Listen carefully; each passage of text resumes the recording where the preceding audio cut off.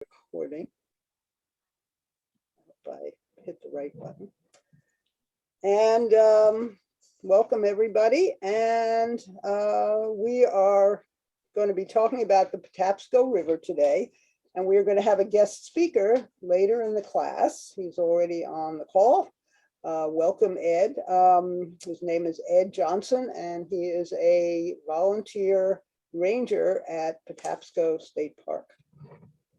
So let us do screen share and get out my PowerPoint. Share. Okay. Slideshow. What's your problem here? Slideshow. And beginning.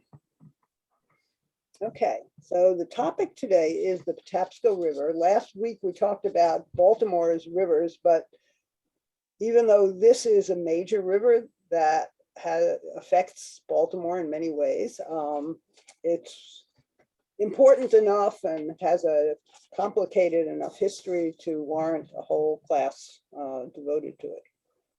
Before we start on the Patapsco, we will go over some things that came up last week. Old business. We talked, somebody mentioned using oyster shells for driveways and things like that.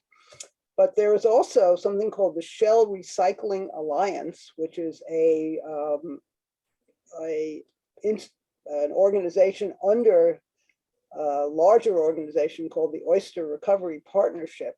And what they do is they collect oyster shells from restaurants and bring them to the state for using to create new reefs where they can plant baby oysters.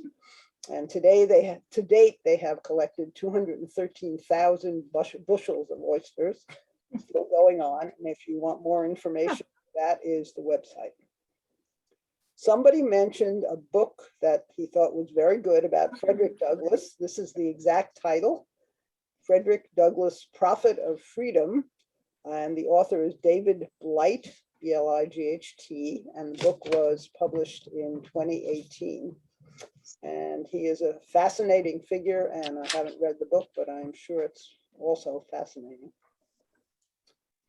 There was a question about the comparison of the capacity of the Back River Treatment Plant, which is the main water sewage treatment plant for Baltimore City and adjoining areas, compared to the other treatment plant, the Patapsco, which is on the south side of the harbor and serves that part of the area.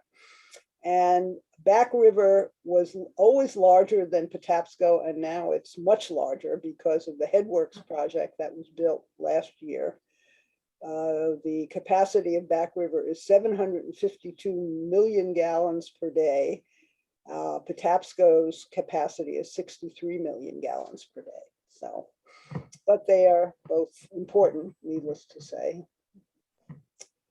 And finally, there was a question about the conduit, the pipeline that was built to bring water from the Susquehanna to Baltimore. It's known as the Big Inch. It was built in 1963. It is 9 feet in diameter. And the intake, the question was whether it was below or above the dam. And from a map that I saw, it looks like it's right at the dam, possibly inside the dam, but I couldn't get any more information than what I saw on the map. The pipeline is 38 miles long. It roughly parallels the route of I-95, and it connects to the Montebello treatment plant on the east side of Baltimore. So this was built as a sort of backup for when there wasn't enough water in the reservoirs that serve Baltimore, but it may be used more in the future. So on to the Patapsco. You've seen this map or a similar one before of the geology of Maryland, the geological provinces. And the Patapsco is one of several rivers that come down from the Piedmont area, the hilly area here, flow across the fall line through across the coastal plain and into the Chesapeake Bay. The geology and the geography of this river have given it a somewhat different and more complex history than some of the other rivers in the state. It has a narrow valley and a very steep, long drop where it crosses the fall line. It has a wide, long mouth with a deep harbor. And it's also far enough north in the state that it is easily accessible from Pennsylvania, which of course is just north of the state's northern boundary. And we'll see that that played a role in its history as well. So this is a map of the river's watershed, the whitish area. It is 39 miles long, and it has a main branch, which is, trying to get my cursor to, here it is. This is the main branch, and this is the north branch. They meet somewhere near Marriottsville. And a couple of miles above where the two branches come together, the north branch has been dammed, and it has to create Liberty Reservoir, which is one of the three reservoirs providing water to Baltimore City.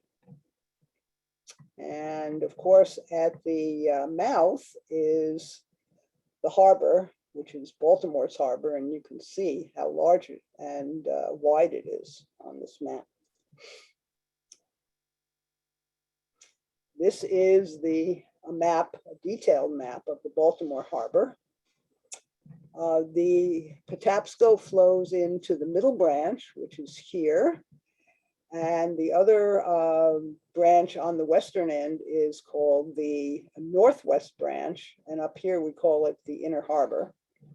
And below where the middle branch and the Northwest branch join, the harbor is very wide, it's deep, and there are many opportunities to create a port. And Baltimore has a very large and active port, which we'll talk about a little later.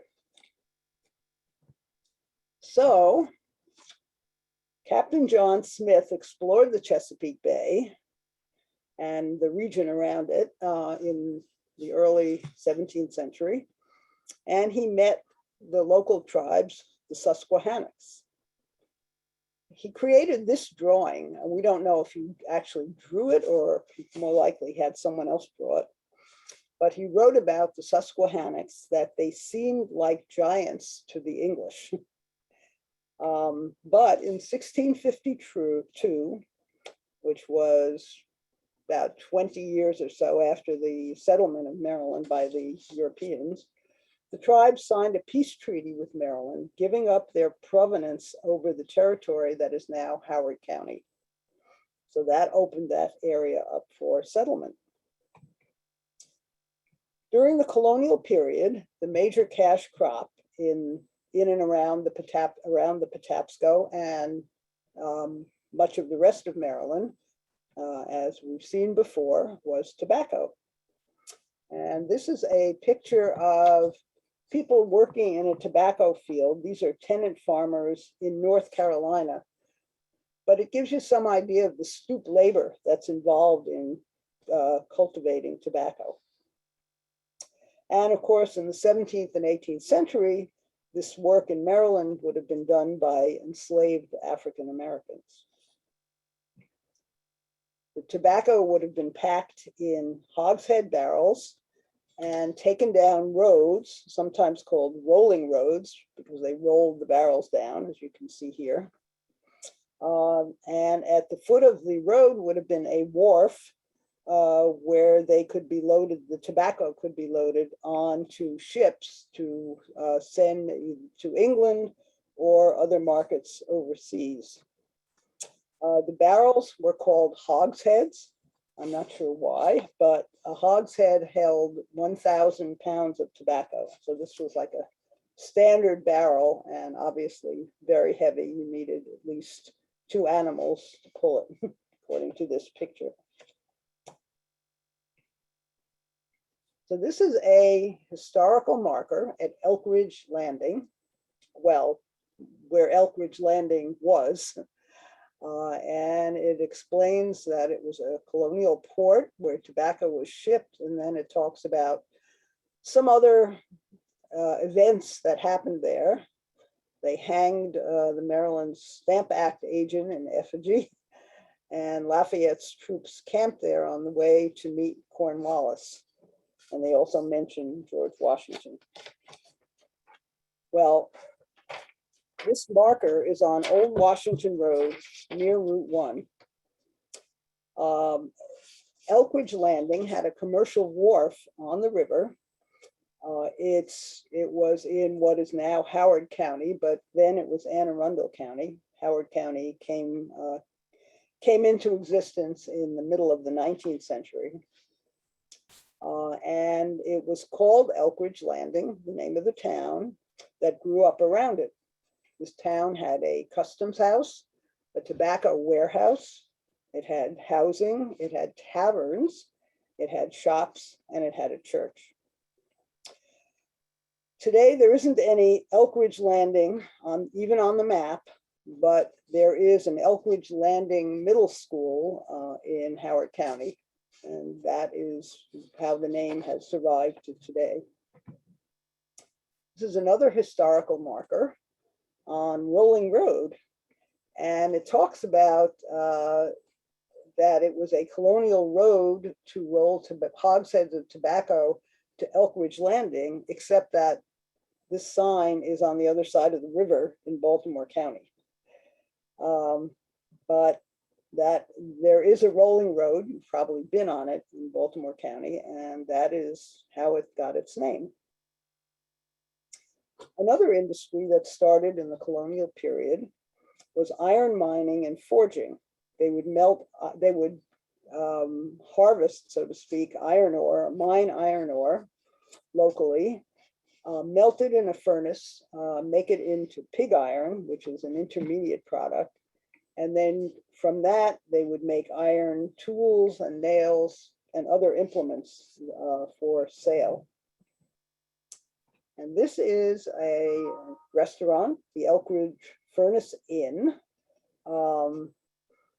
It is the later development of an iron mining and forging operation started in 1755 by a gentleman named Caleb Dorsey. And he would ship his iron products either overseas or to other colonial ports from Elkridge Landing. These are buildings from the 1830s that were a later version, a later development rather, of the original Elkridge furnace site. This is actually a historic site. It has 6 buildings on it from the original iron mining operation. An owner's house, which is now the Elkridge Furnace Inn. Another dwelling, a company store, a dormitory that was built for workers in the furnace, and some other outbuildings, possibly slave quarters. And this is one of the outbuildings on the right-hand side of the picture.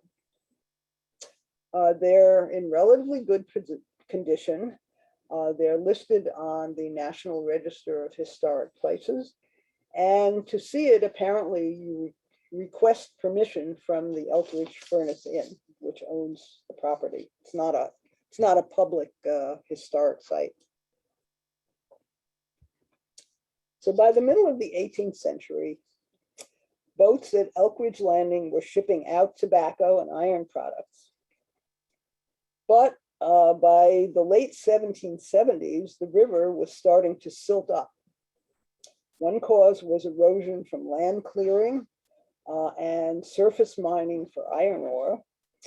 But another practice that made it worse was that ships arriving to carry out products had sand ballast that they would dump into the river before taking on their cargo.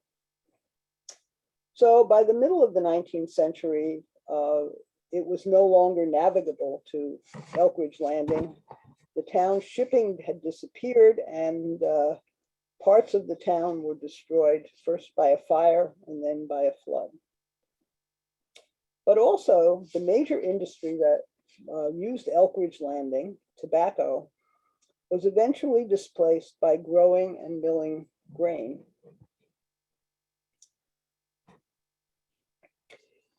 In the 1770s, three Quaker brothers from Pennsylvania, and this is the Pennsylvania connection to this area, which is not very far away. Their names were Andrew, Joseph, and John Ellicott, and this is a picture of Joseph, came down to the Patapsco to start a grain milling business.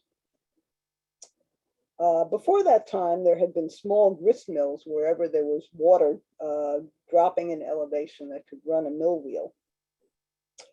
They would grind wheat and corn for individual farmers. But the Ellicott brothers were trying to build an industrial milling empire, so to speak, and they did. They acquired 2 miles of property along both sides of the river. The location was called the Falls of the Patapsco. And in this area, the river dropped steeply and provided ideal conditions for operating mills, the power for it. They built a complex with grain mills, other buildings like a sawmill and storehouse, and housing for owners and workers. In other words, a little company town. And this was a drawing made by George Ellicott, who was the son of Andrew Ellicott, of his father's and uncle's mills complex. You can see the mill wheel at the front of this, and then a couple of other outbuildings. So the mills grew, and the town of Ellicott City on the Anne Arundel, later Howard County side of the river, grew up around it.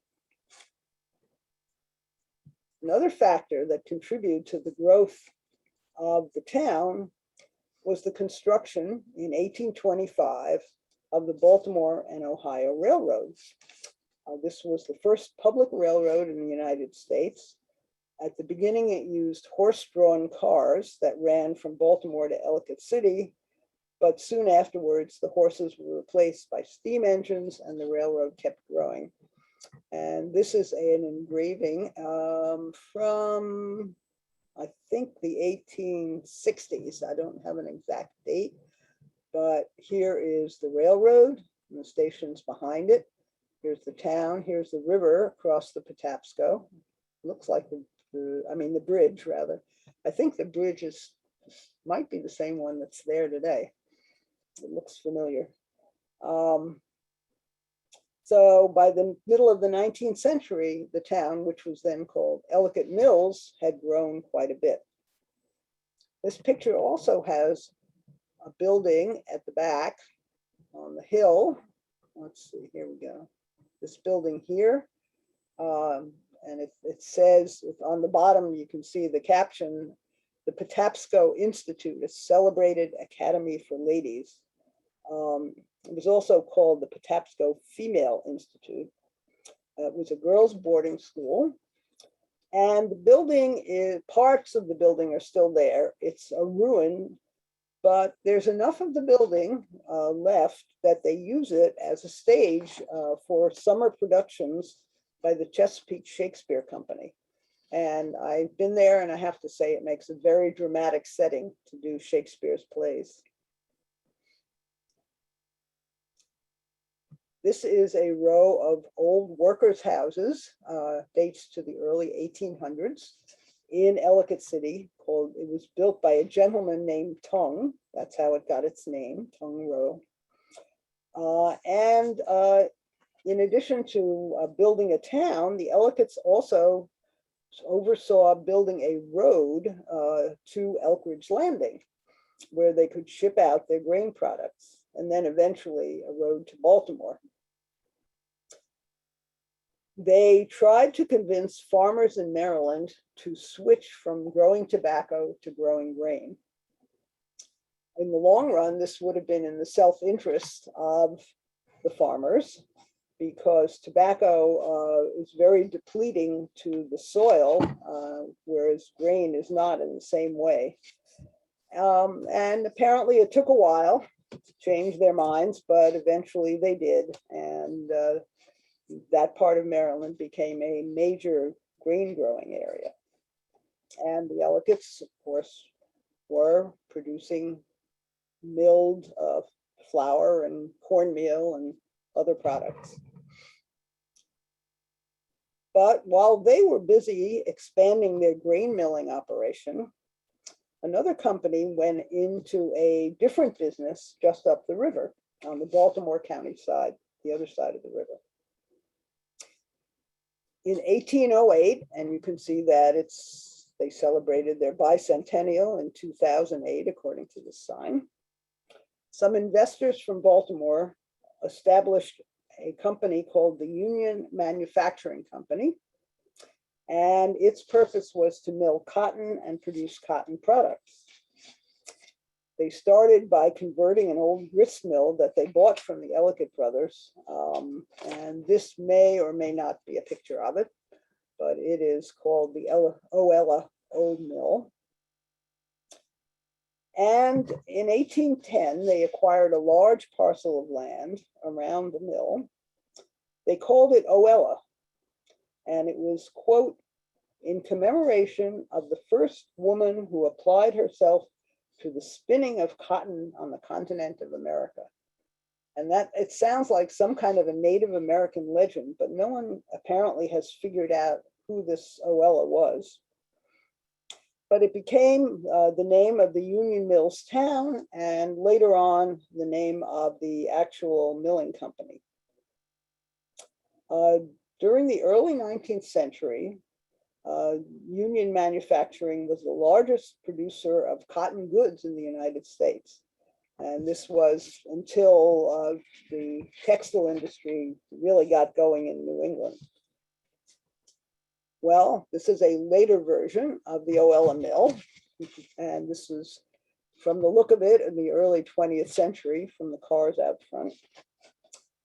The company eventually changed its name from Union Mills to Oella Mills when the mill complex was bought by William Dickey, the gentleman who bought and owned Dickeyville.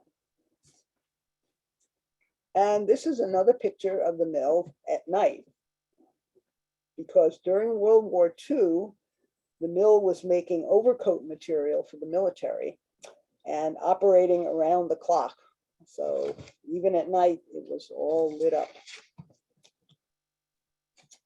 I'm sorry I couldn't get a clearer picture. This is a little blurry, but it gives you an idea of what the housing in Oella looked like. It's built on hills, and that was, it turned out, one of its great advantages.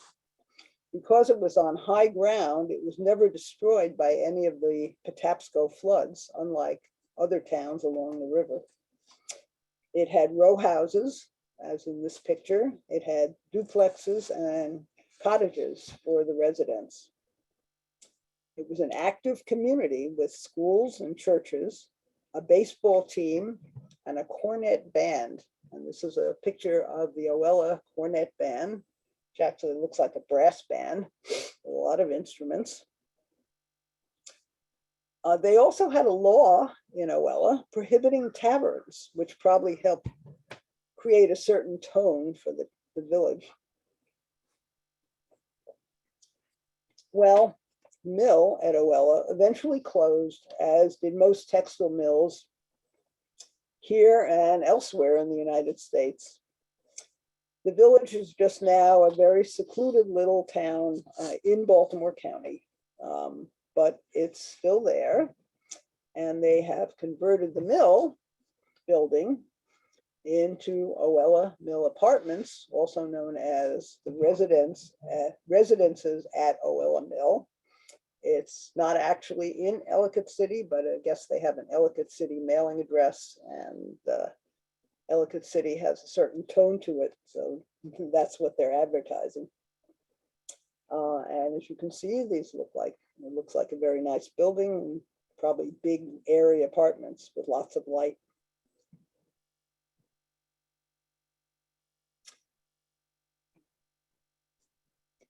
The town of Oella is also now a historic district, and this is a map. This is actually a topographic United States Geological Survey topographic map. And if you know how to read a topographic map, you can see from these contour lines here that Oella is high above the river. These are fairly steep slopes going down to the Patapsco River. And up here is the Union Dam that provided power. I think it was a hydroelectric dam. I'm not sure. I don't think it was power for the mills. That probably would have been further downstream. But it probably wasn't there at the time this map was done. This gentleman is probably Oella's most famous son, Benjamin Banneker. He didn't live in the mill village, but on a farm nearby. He was a self-taught mathematician, surveyor, which is what is shown in this picture. This is surveying instruments, and an astronomer. He made friends with the Ellicotts, and because of his Ellicott connection, he helped with the surveying of Washington, D.C. when it was being established as the nation's capital. Among other things he did was create a farm almanac with his astronomical calculations. It was published, he published it from 1792 to 1797, and this is the 1795 edition. So Union Mills was the first of many cotton mills in the Patapsco Valley in the 19th century, using the river's water power. Another cotton mill was the Granite Manufacturing Company. This is a letter to something called the New England Offering from a visitor to the valley describing it. And you can see how large it was. It had 4,000 spindles, let's see, 132 looms, and it employed about 150 people. So this was a fairly large and probably typical operation for the time. But Granite and its dependent buildings were closer to the river than Oella's, basically in the floodplain. And they were destroyed in the flood of 1868, which we'll talk about in a bit. Also, the Granite Manufacturing Company was nowhere near the town of Granite, which is much further up the river. It had a historic quarry, and if you go there, it's off Old Court Road, right before it crosses the Patapsco in Baltimore County. And it tells you something about all the important buildings that their granite was used for. A couple of other cotton mills in the area were the Thistle Mill, established by three brothers, two of whom were from Scotland, which probably explains the name. And they built it on 100 acres that they bought from the Ellicott brothers in 1837. The deed specified the property would not be used for a wheat mill.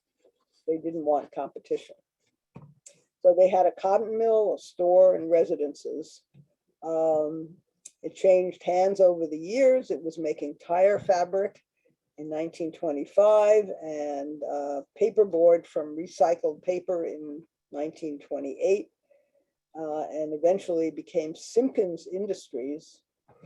And it was there until 2003 when it was badly damaged by a fire. And this is a picture of the ruins of the Thistle Mill. Across the river from Thistle was the mill and town of Ilchester. And this is a picture of the town, the mill, and the railroad crossing of the river. The B&O tracks cross the river right there. And this was also a cotton mill. The Ellicotts tried to avoid competition for their flour milling business, But eventually a company opened, not on land, bought from the Ellicotts, further down the river. And this was the Orange Grove Mill, which opened in the 1850s. This is a picture of it. This is quite a large building, and on the fourth floor, it had access to a railroad siding where they could pack the finished product flour. This was a blotter, a desk blotter, which was an ad for their fanciest flour called Patapsco Superlative. This was advertised on eBay. That's where I found it. And as you can see, it says made for those housekeepers who always want the best, made for you. So they had a workers' village on one side of the river and the mill on the other side, and something called a swinging bridge connecting them. The mill burned down in 1905. At the time, it was the largest flour mill in Maryland. There was an iron works called the Avalon Iron Works, a successor to the Elk Ridge furnace, and a dam, also in the same location, but nothing to do with the ironworks. It was it provided water for the area, including for Catonsville, but it was destroyed in 1972 during Tropical Storm Agnes. And there were several dams on the river for hydroelectric purposes. Okay, here's the Union Dam. It was for electricity, to provide electricity for the mill in Oella. And all of these dams, except the Daniels Dam further upstream, have now been removed to provide, well, for various reasons, but one of them is to provide passage for migrating fish going up the river to improve fishing and the ecology of the river. So how did you get across the river? This is a fairly wide river. Well, this is an early ferry at Elk Ridge Landing. It was called the Norwoods Ferry. This is from 1802. And this is the rates, what it would cost you, of 3 cents if you were on foot, 6 cents if you had a horse, 27 cents if you had a carriage, a 4-wheel carriage, as opposed to a 2-wheel carriage.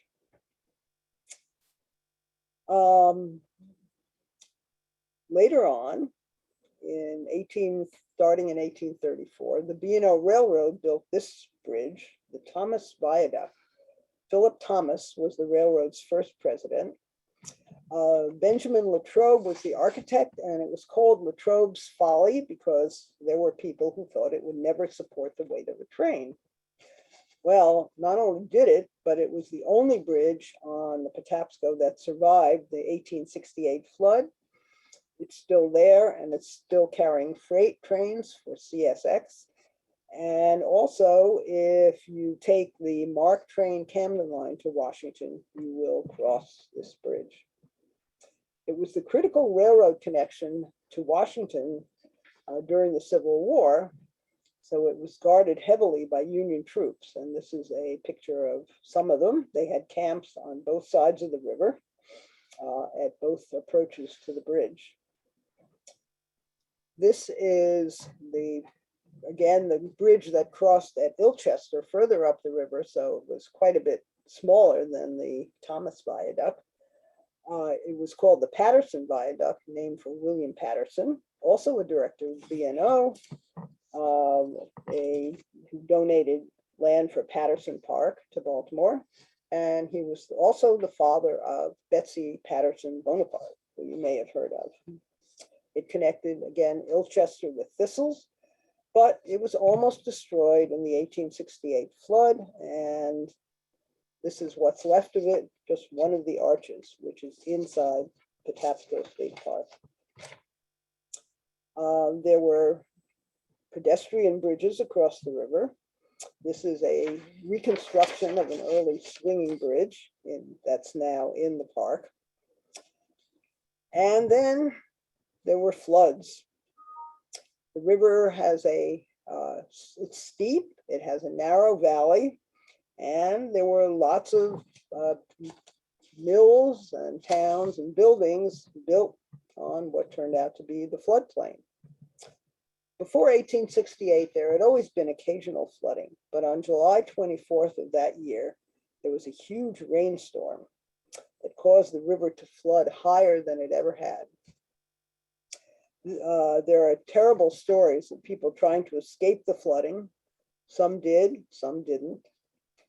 Over 2,000 homes and businesses were damaged or destroyed, and 50 people died on the Patapsco. And the buildings that were destroyed included most of the mills in the river valley. And this flood was covered by major newspapers that would publish drawings like this. And again, this is what was left of the Patterson Viaduct after the flood of 1868. And of course, as we said, Oello's mill in town suffered almost no damage, being built up on a hill rather than the lower part of the valley. Then in 1972 came, well, what started out as Hurricane Agnes, that's why it has a name, but by the time it came to Maryland, it was a tropical storm. It dropped 12 to 18 inches of rain across the region. And the Patapsco rose 12 feet to flood Main Street in Ellicott City. This is what Ellicott City looked like during Agnes. On the Susquehanna, they had to evacuate Port Deposit and Havre de Grace. And scientists thought it might be a 100-year flood. They calculate the frequency of floods from rainfall and other data. It was about 100 years after the 1868 flood. But unlike in 1868, we had helicopters to rescue people, so there were no deaths, at least on the Patapsco, from Agnes. But there was widespread damage in Ellicott City, as you can see, and also to the few remaining businesses that were along the river, and extensive damage to Patapsco Valley State Park. So on that note, we will stop for any questions, Mary Lee? Whoops, yes, we have 4 questions and comments. Okay. Joe Lepicki said, hogshead derived from 15th century English term, and it's HOGGESHEDE, which referred to a unit of measurement equaling 63 gallons. That was one. Okay, thank you. Thanks, Joe. The next, Debbie asked, Debbie Schuhen, okay, where were the plantations near Rolling Road? Well, they were in the uplands around the river. They were all over. I mean, wherever anyone could get a patent of land. I don't have any more specific information than that, but there are lots of old maps that you could look at. Okay. Okay. Michael Baker said he learned from one of the walking tours of the French Quarter in New Orleans that the ornamental ironwork in the city was from the Baltimore Ironworks. Ah, that's there you go. Okay. Jane Birch said that Benjamin Banneker is now a park of 142 acres with a museum. That's and true. And it is actually in, it's not in the town, but it's Oella. It's considered Oella. It's off Frederick Road. Okay. Okay. And then Deborah said she would like to make a comment. Okay. Hi, Judy. 2 things. One is talking about, how much rainfall there was. It's important to look in the time frame. So it's to say 18 inches, but it's 18 inches per 24 hours. Okay. That's what makes it. If you did 18 inches over a week, it wouldn't be nearly as big a deal. Right. And the other thing is the concept of a 100-year storm or 5-year storm, 20-year storm, any year storm, is that's a probability. That means if you have enough data over enough time, you can determine approximately how often a particular size storm with a particular rainfall would occur. So a 100-year storm does not necessarily come every 100 years. You could have one this year and one next year. It's Yeah. just if you have a long enough data set, it would average out to 100 years. So the fact that it was 100 years from the previous storm is really kind of Just a doesn't mean anything. It doesn't mean anything. just a coincidence. Yes, a coincidence. Thank you very much. Okay, it's a very complicated subject, and I Yeah, it is. It is a complicated subject. did not do it justice. Okay, so we'll go on now, and I would like to introduce our guest speaker. Ed, could you turn on your video? Where I see he's here, and I see he's not muted, but I don't see him. Ed, are you there? Can you hear me, Judy? I can hear you. Oh, okay, there you are. Okay. Oh, very good.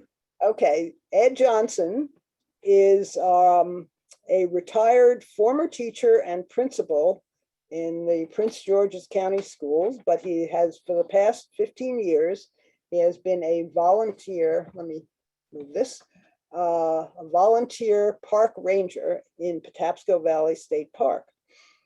He gives history walks and talks, and he also does some painting programs, art programs. He is the co-author of a recently published history of the park. He'll talk about that a bit. He lives in Ellicott City with his wife, Pat, and they have 2 grown sons. And I am going to now turn it over to Ed to talk about the park. Go ahead. Okay, Judy, thank you. There we go. Okay. I've got something on my screen that is not, I don't think what you want. Well, I don't know what you have, but I have your first slide, which is a map of the park. I've got a picture of a dog on here. I don't know. I'm not Where sure. that came from. I don't know what you're looking at, but does everyone, people see the map? We can see the map. I can see the map. Yes, Okay, I don't know why you don't have it. I don't either, just a moment.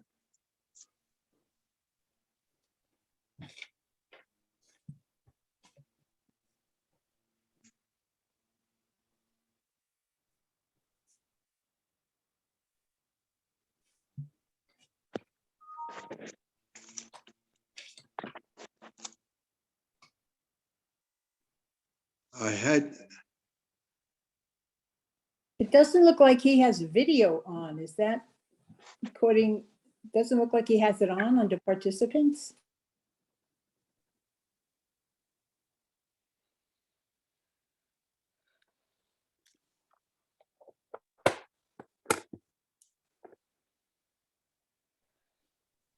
It looks like he has 2 links there. Yeah, And he probably should get rid of one of them. Also, if he's trying to share something, he should stop trying to share. well, he shouldn't be sharing. It's my slideshow. Yeah. He should just, but I don't know why he's not seeing my slideshow. That's, So we can see him on the.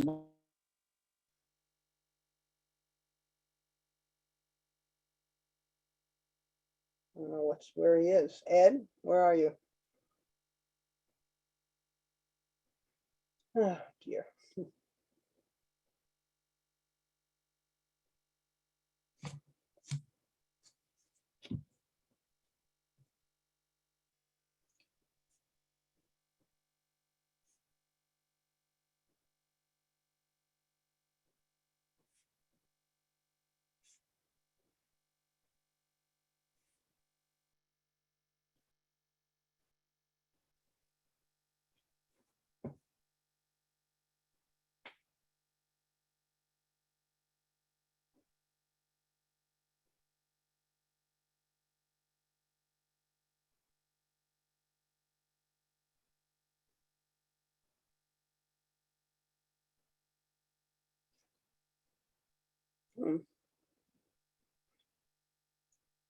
Certainly worked when we tried it before. I don't know what's going on.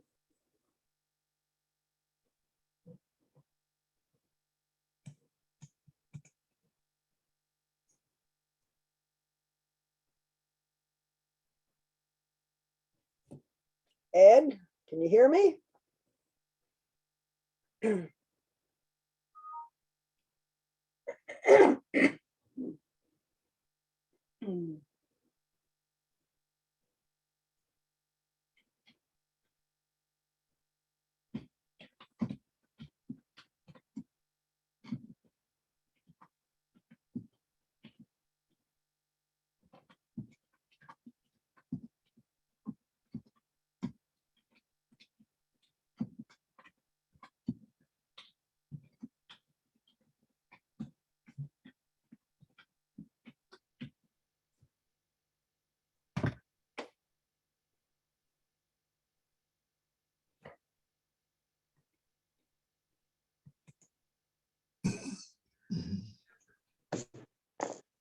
I do not know what's going on. I have no Can idea. you hear me now?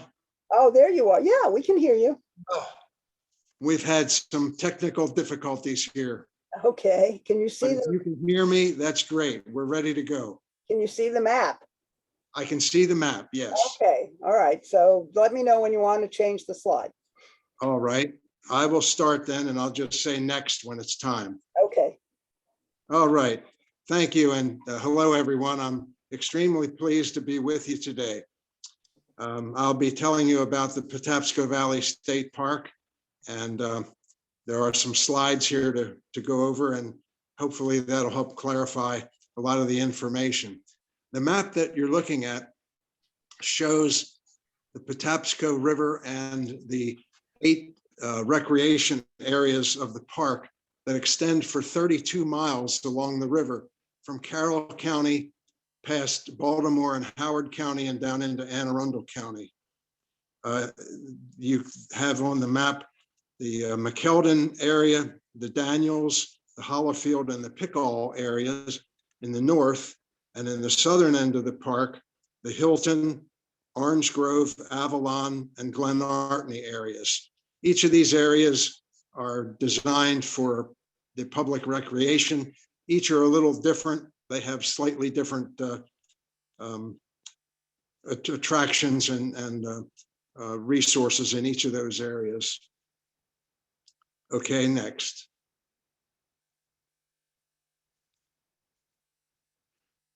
This is currently the administration building of the Community College of Baltimore County, the Hilton area. But previously, it was the home of the Hilton estate, which was owned by John M. Glenn. He's not the astronaut. He was a lawyer in Baltimore, and this is in the Catonsville area.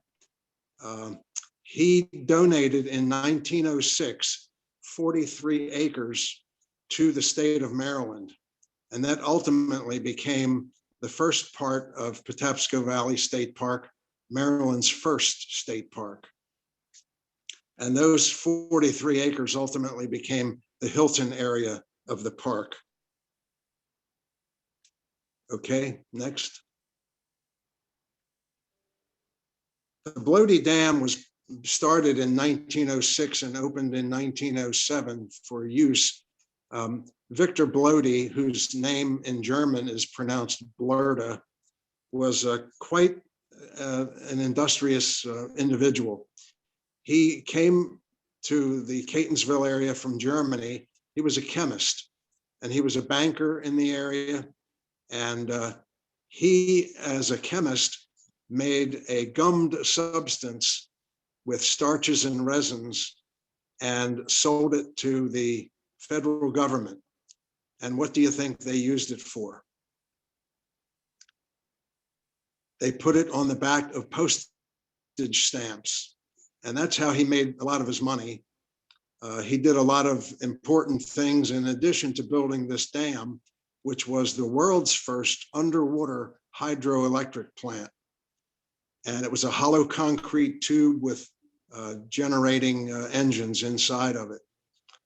It produced electricity for the Catonsville area. Victor Blurda also built the Udawood Hospital, which I think was a sanitarium or sanatorium at the time. And you'll see later some other things that he developed along the river. But you can see in the two pictures the difference in the dam between the typically normal times and during the droughts when there isn't much water going over it. To the left of the bottom picture, there is a fish ladder that was required when it was built. And that, as well as the dam, often got clogged up with debris and silt and all kinds of things. And the dam stopped functioning in that way in 1924. Next. This is the interior of the dam. You can see the electric generators on the right-hand side. And they had intake valves where the water came in, turned the turbines, and generated the electricity. Long after this was not used anymore, the state was brought in and they took out all the machinery that was in there. Next. This man deserves a tremendous credit for the Patapsco Valley State Park. Fred Besley was hired in 1906 when the Maryland Forestry Board was created, and he became the first state forester in Maryland. He held that job from 1906 to 1942, longer than any other state forester in America. He did several things that were quite important.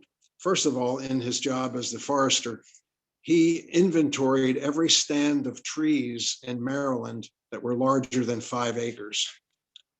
Secondly, there was a major problem with forest fires. And at that time, the typical forest fire would eliminate 203 acres.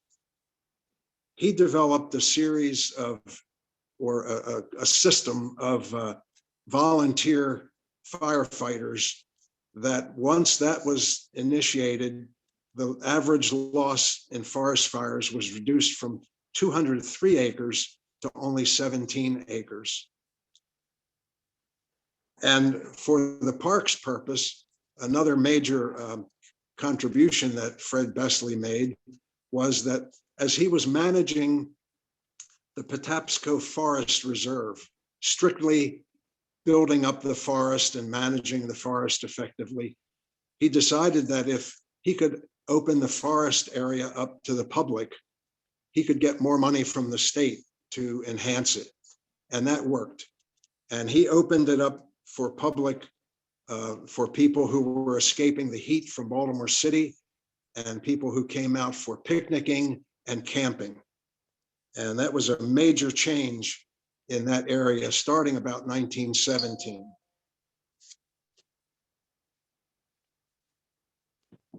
Next. Victor Blota later built the Baltimore County Water and Electric Company on the same site as where the Avalon Iron and Nails Works had been located, which was destroyed in 1868 by the Great Flood.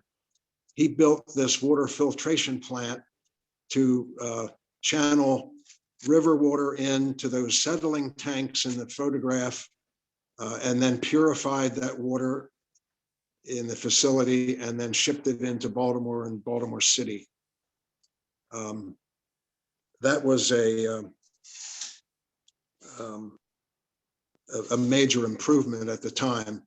And again, that didn't last very long, but it was a big improvement in the area. Next.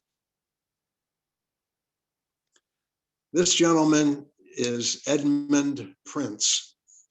He was Maryland's first park ranger, although, and when he was hired in 1919, and he worked there until 1930, he was called a forest warden.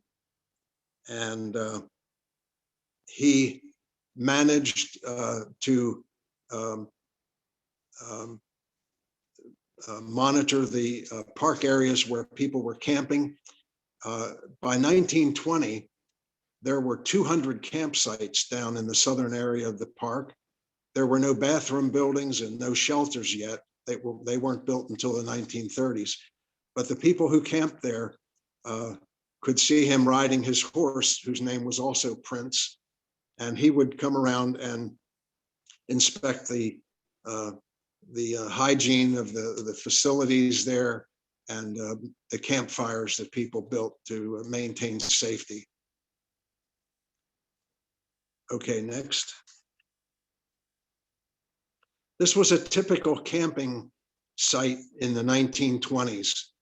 The tents were canvas tents from World War I. They had wooden platforms, and people could reserve a campsite in the southern end of the park for the entire summer for free. And many people did.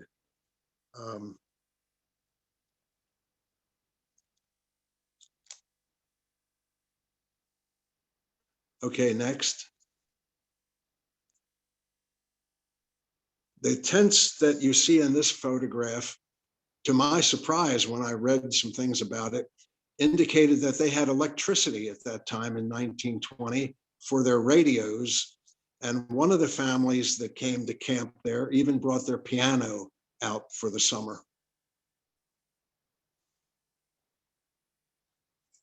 Next. As you can see, this gentleman in the early 1920s is dressed a little differently than most of the park patrons of today. We have encouraged greatly people to dress more like this, but so far it's not catching on. Next. This is a scene just showing the river and the areas looking up toward Ellicott City. And back then, many of the photographs showed that the river was much deeper than it is now. That was partly due to all the dams that were built along the river for each of the mills, because they had to initially operate on water power. But there were also times around flood times when the river was much higher. But it all was greatly affected by the amount of rainfall, because the river took water in from 540 square miles. And so that flood in 1868, which occurred after several days of tremendous heat, and the ground was rock hard, and the water all came into the river. And by the time it got down to Ellicott City and Elk Ridge and the Patapsco Valley State Park area, the water was 45 feet deeper than normal. And it destroyed houses and mills and just about everything in its path. Next. Picnickers came to the park and still do today. The areas that are available in the park today are open areas like this, where there are grills, and they are free to the public. However, if they choose to reserve a shelter, the shelters range in size from housing 10 people to 200 people. And one for 10 people would cost $10 for the day, and one for 200 people would cost $200 for the day. But that would be available from 9 a.m. until sunset. Next. I'm sure most of the women who are viewing this would enjoy having been in this race in 1911, where the women, if it were in August, for example, they might be a bit overdressed. But as you can see, they were dressed for the time. The men are still wearing ties. And people who have seen this picture asked me what kind of shoes were they wearing for a race. And I assured them that they were not Nikes. Next. This is the Civilian Conservation Corps camp, Camp Tidings, which is on the Baltimore County side of the river in Avalon. This was built in 1934, and it was sort of an army camp. It was during the Depression, when men who were ages 17 to 23 generally earned $30 a month to do conservation work there. They were to send 25 of those dollars home. Their job was to build shelters in the park or for the park. They had a rock crusher that was used for enhancing the roadways and the roads. They planted trees. They cleared down trees, and they did lots of things to improve the whole area for the public. And that really turned Patapsco Valley into a state park. By the 1940s and into the 50s and 60s, the Avalon area of the park was the most populous area of any of the parks in Maryland. There's the story that in order to widen River Road, which ran along the river on the Howard County side, where there were rock formations that sort of crowded the road, they had a dynamite crew that went out and drilled into the rock and dynamited and cleared some of that rock. The young, not cadet, the young man in the CCC who was in charge of that dynamite crew was 16 years old. Next. You saw some of the damage earlier of Tropical Storm Agnes, 1972. This was what was left of the swinging bridge in the Orange Grove area. You can see on the far back side of the photograph, the concrete sewage treatment, a sewage tube that runs sewage from the Ellicott City area down into the Baltimore Harbor area for treatment. During Agnes and also during the floods in Ellicott City in 2016 and 18, that concrete tube was damaged. And at the time, it was dumping 1 million gallons a day of raw sewage into the river. And so that has now all been cleaned up since the 2018 flood to where it is safe and clean to be in there now. But the swinging bridge that you see there, or what was left of it, was, let me see, that would have been about the 5th swinging bridge. The one that's there now is the 7th. But every time there was a major flood, the bridge got washed away. Okay, next. This is River Road that runs through the park on the Howard County side, and it ran up to Ilchester Road.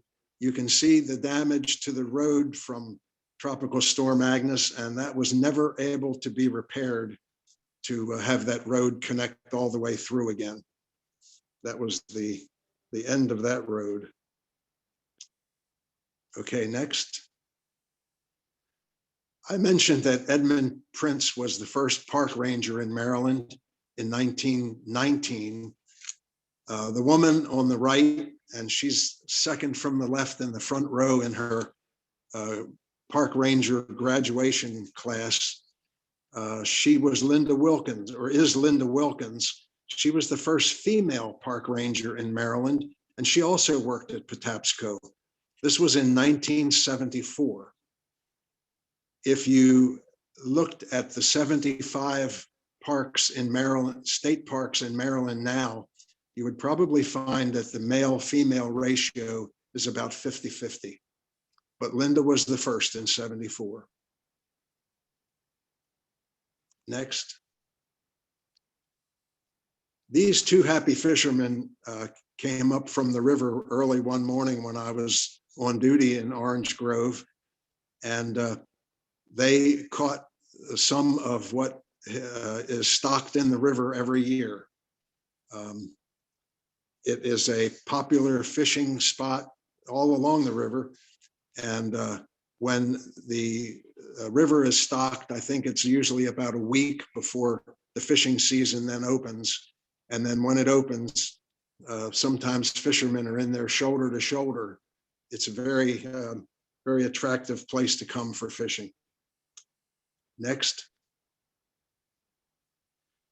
This was the result of the Ellicott City flood in 2016, where the water came 2 or 3 feet down Main Street into the river, and it washed 40 that's 40 cars into the river. These cars had been inspected for any humans or human remains and were spray painted with the X's, meaning that they were cleared.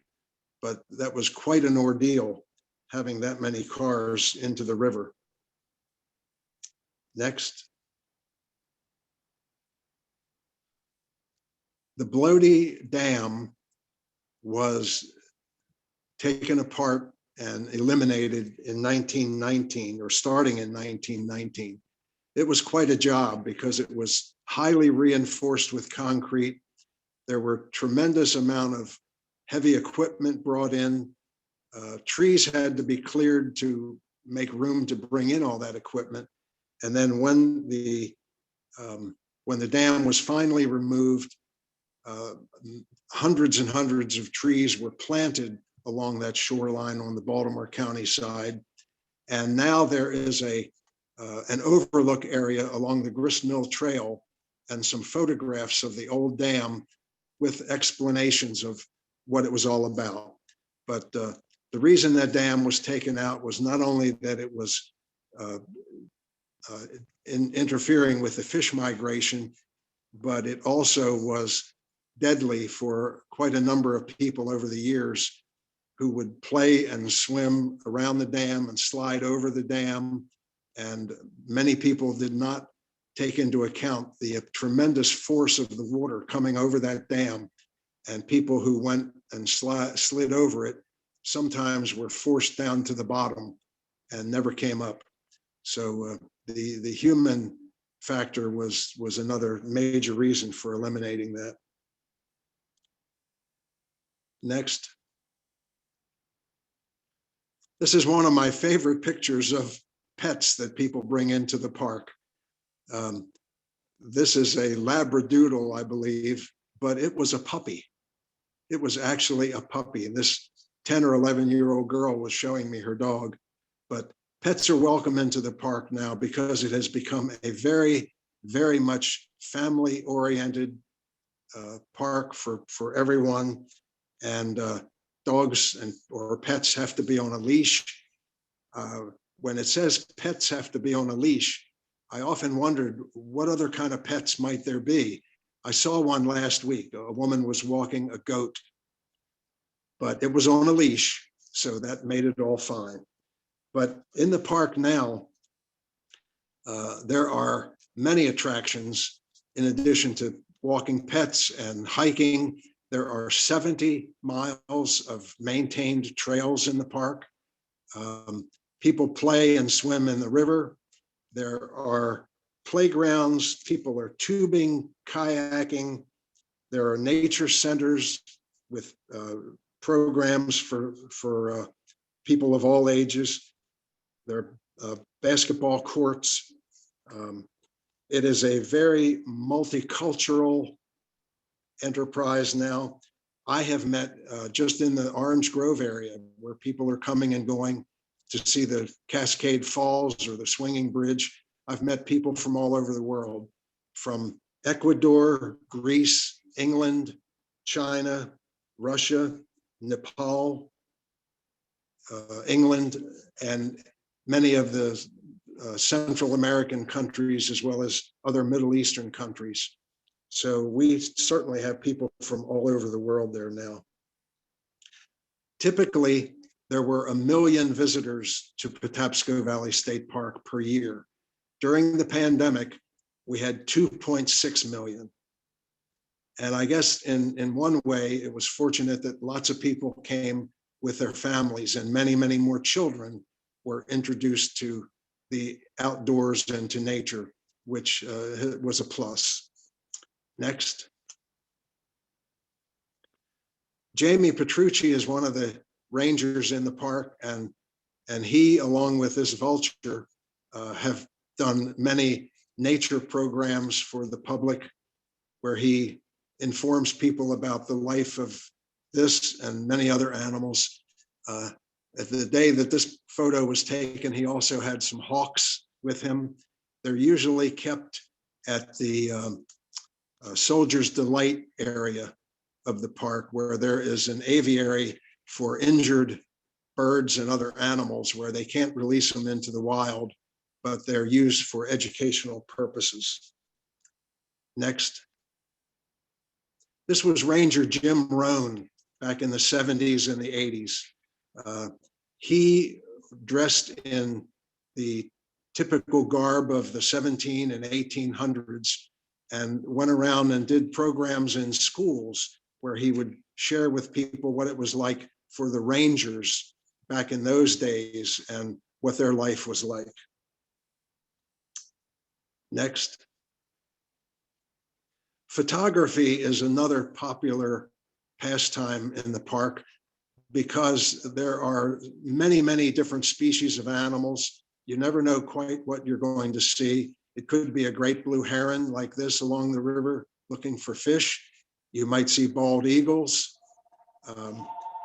There are deer and any number of other kinds of animals that roam around there. So for photographers, it's a very interesting place. Next. There are people who show up. This was in the Orange Grove area, which is not exactly the best place for riding horses, but there are parts of the park, like the McKeldin area, where there are designated trails which are more conducive to riding horses and are less rocky. But horses are allowed in the park, and there are places for horseback riding. Next. I mentioned that there were 70 miles of hiking trails. This is along the Cascade Falls Trail in the Orange Grove area, where hiking actually is one of the absolute top reasons why people come to the park, because there are so many hiking trails. Next. As I mentioned, the river, when there is enough water, is conducive to tubing, kayaking, canoeing, and it's not too unusual to see people making use of that. And they can travel all the way from virtually upwards of the Ellicott City area, all the way down literally to the Inner Harbor if they choose to go that far. Okay, next. This is the swinging bridge. That is one of the main attractions in the park. It's in the southern area, in the Orange Grove area. And I mentioned that the current bridge that you're looking at is the 7th one. The first ones were built for the workers to be able to walk across the river and get to work at the Gambrel's flour mill on the Baltimore County side. But every time there was a major flood, the old flimsy bridges got washed away. This one that was built after Tropical Storm Agnes, after '72, has been much more reinforced, and I think could probably withstand another flood that might bring waters up that high. Okay, next. All right, that brings us to the final photo. This is a book that Betsy McMillian, another volunteer in the park, and I co-authored a couple of years ago. And this has the history of the park from the 1600s with the Susquehannock and the Piscataway Indians up to the present.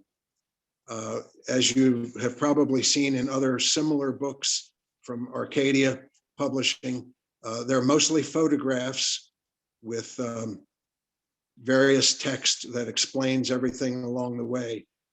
This book is available in bookstores. It's available at park headquarters. And for those people who visit the Orange Grove area of the park on Saturdays, I'm down there with a table and other photographs sharing the history of the park. And I also have a stack of these books available for people who may wish to purchase them. And finally, I would mention that Betsy nor I make any money off the sale of the books.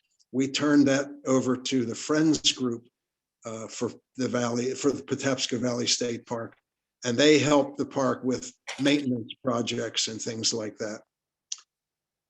So I thank you very much. Okay, and we are over our time, but if people want to stay around for a little bit, they are welcome to, and we'll see if people have any questions. Very good. Be glad to. Mary Lee, are you there? I don't know. Yes, I'm here. Okay. Yes, there were a couple, well, comment and a question. Michael Baker said at the end, at the end, if we have time, I'd like to comment about water powered factories. And then he had a question, are any of the CCC buildings still there? No, they are not. The those buildings are gone. What might have been left of them was eliminated with Tropical Storm Agnes in '72. If you hike along the Ridge Trail on the Howard County side of the river, you will see the remains of two of the shower buildings that the CCC used. The stone parts of the buildings are still there, but the wooden roofs are now gone. Michael, why don't you unmute yourself and ask what you, make your comment or ask your question.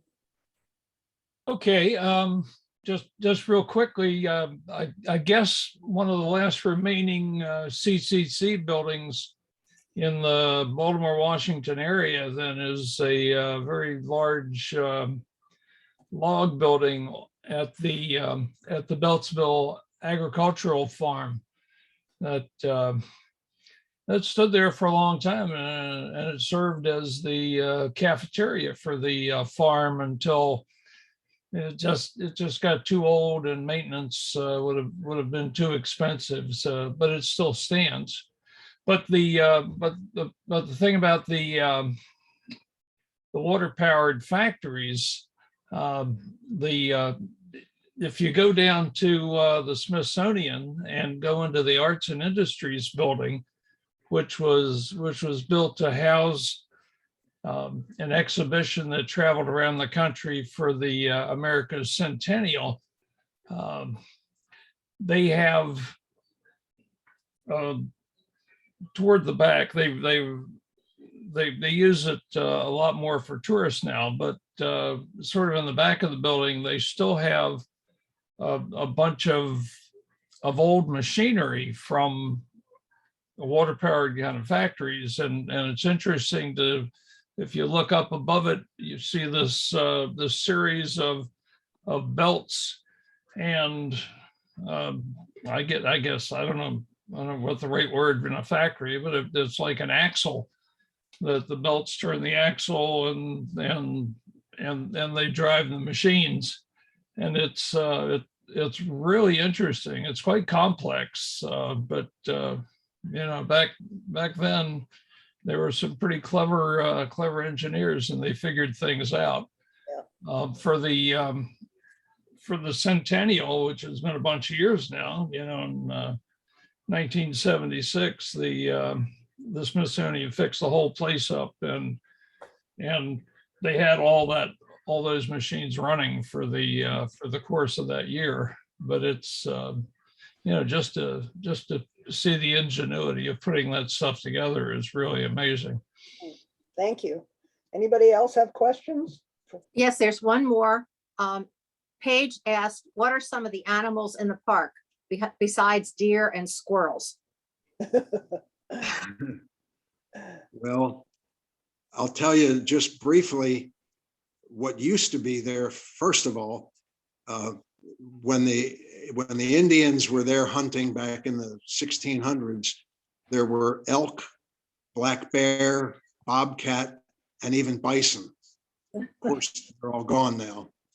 But currently in the park, there are mainly deer. There are Canada geese are frequently seen along the river.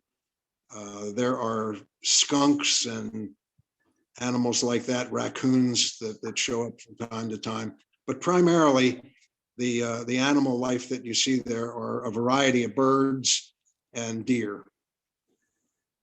Okay, well, thank you very much, Ed, for that most interesting presentation. Thank you. And we will see you next week when we will be talking about the Patuxent River. Judy, I had a question. Yeah, Did you say that the first rail cars were drawn by horses? I was confused. yes, that's right. The B&O Railroad started out with horse-drawn cars. But So they- there were no tracks. It was just horses on a road. Well, that's a very good question. They had tracks. They had tracks. Yeah, Yes, I guess the- the horse walked in between the tracks. the horse pulled the passenger vehicle, of which there is a model of one of them at the train station in Ellicott City right now. Okay, great. But that first passenger car was pulled wooden rails all the way from Baltimore to Ellicott's Mills. And the horses walked in between the rails, or? Yes, and they walked halfway to a relay station That's where really they switched horses. right. And that relay station became the community of Relay, which was the first town in America created by a railroad. Okay, great. Thank you. Okay, well, thank you all. And I'm going to end the call because people have 11 o'clock classes to get to. But again, thank you very much, Ed. Thank you. And thank you, Judy, for another wonderful class. Thank you. Okay, bye-bye. Great presentations. Thank you. Thank you Great very much. class, very Good class. great class, yes. Leaving. Okay. Okay.